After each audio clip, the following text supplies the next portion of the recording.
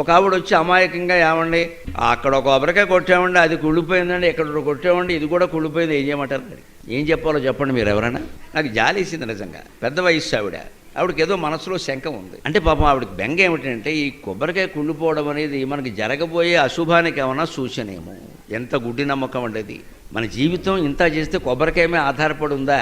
ఇక్కడే ఎందుకు అని ఆలోచించాలి. కొబ్బరికాయ కుళ్ళిపోవడానికి నీ జీవితం కుళ్ళిపోవడానికి సంబంధం ఏంటి? ఎందుకు ఇలా ఆలోచిస్తున్నావు? పైగా మనం కొట్లో కొనేటప్పుడు దేవుడి కోసం అంటే మంచి కొబ్బరికాయ కొంటాం, కానీ కుళ్ళిపోయింది కొనమే. మనం కావాలని చిత్తశుద్ధితో దేవుడికి మంచి కొబ్బరికాయ కొట్టాలని మనం ప్రయత్నం చేసినప్పుడు అదేదో అనుకోకుండా లోపల కుళ్ళిపోతే మనమేం చేస్తామండి? అది అమ్మేవాడికి తెలుసా, మనకి తెలుసా? అలాగనే ఏమండి దేవుడికి తెలుసు కదండి, నా చేతికి మంచి కొబ్బరికాయ ఇచ్చేలా చేయొచ్చు కదండి, దేవుడికి వేరే పని ఏమి లేదా? నీ కొబ్బరికాయ లెక్కెట్టుకుంటూ కూర్చుంటాడా? అంచేతను మనం ఈ ఎందుకు అన్న ప్రశ్న వేస్తే ఈ ఆలోచన పక్కకి వెళ్ళిపోతుంది.